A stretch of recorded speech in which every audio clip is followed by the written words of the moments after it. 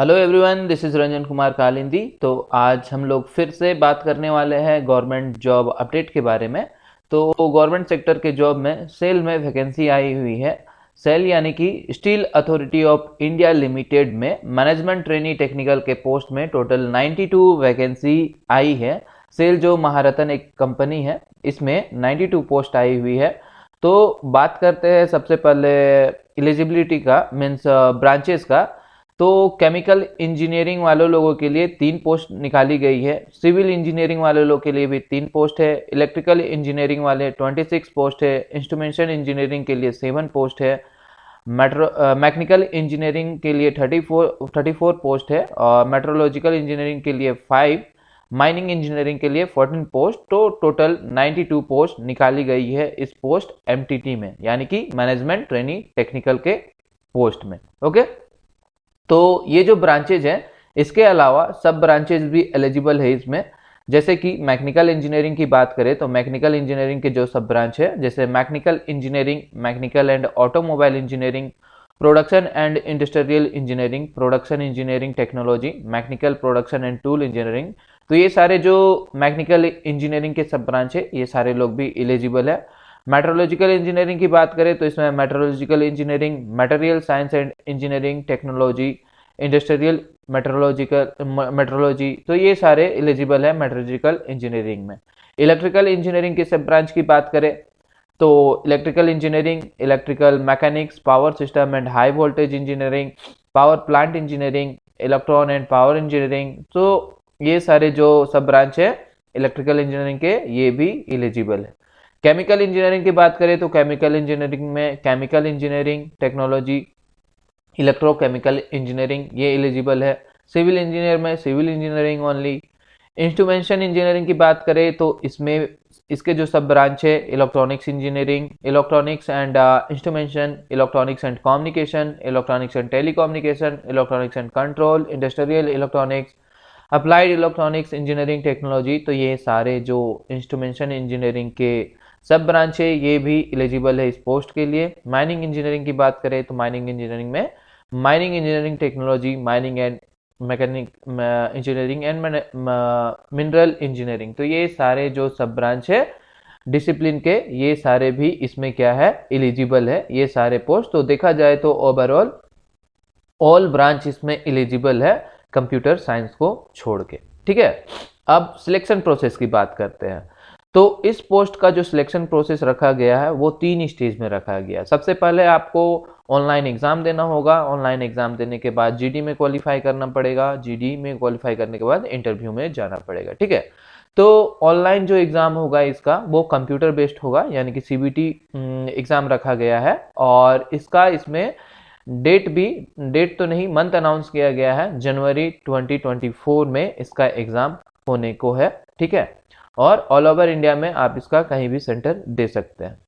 अब ये एग्जाम जो है ऑनलाइन एग्जाम, ये आपका 2 पार्ट में होगा। 2 पार्ट में होगा जो टोटल 200 मार्क्स के लिए होगा। 200 मार्क्स के लिए होगा। फर्स्ट पार्ट जो है उसमें आपका डोमेन नॉलेज टेस्ट, यानी कि टेक्निकल जो आपका ब्रांच से रिलेटेड है, इसमें आपका 100 मार्क्स का क्वेश्चन रहेगा जो कि आपको 40 मिनट में कंप्लीट करना पड़ेगा। ठीक है, सेकेंड पार्ट की बात करें तो सेकेंड पार्ट में आपका एप्टीट्यूड टेस्ट होगा जो 100 मार्क्स का है, वो 80 मिनट इसमें दिया जाएगा। तो टोटल हो गया आपका 200 मार्क्स। और ये जो एप्टीट्यूड टेस्ट है, एप्टीट्यूड टेस्ट आपका 4 सेगमेंट में होगा, जिसमें आपका quantitative aptitude, English language, reasoning और जनरल अवेयरनेस, जो 25-25 मार्क्स का होगा सब। तो ये हो गया रिटन एग्जाम का पैटर्न, मीन्स रिटर्न एग्जाम का जो एग्जाम होगा वो उसका इस ये पैटर्न है। ठीक है, तो ये रिटर्न एग्जाम में एटलीस्ट आपको 40% मार्क्स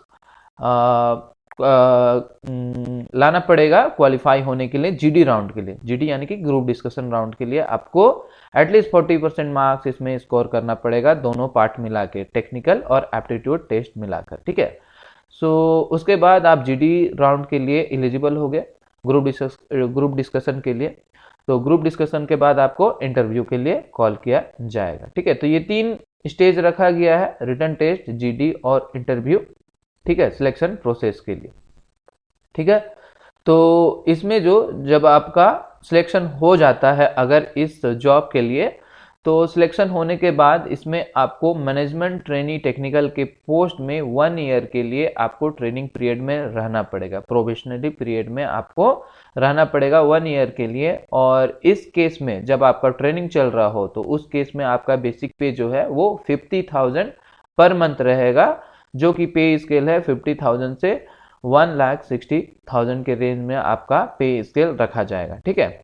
और ये कंप्लीट होने के बाद, ट्रेनिंग आपका कंप्लीट होने के बाद आपका जो पोजीशन है मैनेजमेंट ट्रेनी टेक्निकल, सो ये असाइन किया जाएगा आपको असिस्टेंट मैनेजर के पोस्ट में, असिस्टेंट मैनेजर के पोस्ट में विथ E1 ग्रेड में, E1 ग्रेड में, जो कि आपका पे स्केल रहेगा 60,000 से 1,80,000, ठीक है।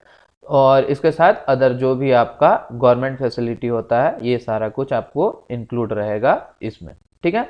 तो अप्लाई करने का लिंक जो है आपको इसके ऑफिशियल वेबसाइट के कैरियर सेक्शन में मिल जाएगा, या फिर नीचे जाकर आप मेरे डिस्क्रिप्शन बॉक्स पे चेक करना, वहां पर भी डायरेक्ट आपको अप्लाई लिंक मिल जाएगा, वहां से जाकर आप अप्लाई कर देना। अप्लाई करने के लिए इसका जो एप्लीकेशन फ़ी रखा गया है, एप्लीकेशन फ़ी रखा गया है 700 रुपीज़ फॉर ओबीसी कैंडिडेट, और 200 रुपीज़ जो रखा गया है वो है SC ST और PWB वाले लोगों के लिए, ठीक है।